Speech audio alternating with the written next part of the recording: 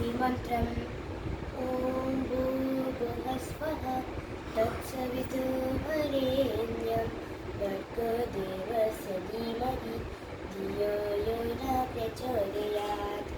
दक्षिणामूर्तिश्लोकः। गुरवे सर्वलोकानां विषजे भवरोगिणां निधये सर्वविद्यानां श्रीदक्षिणामूर्तये नमः। हयग्रीवश्लोकम्। ज्ञानानन्दमयं देवं निर्मलास्फटिकाकृतिम् आधारं सर्वविद्यानां हयग्रीवमुपास्महे। महामन्त्रम्।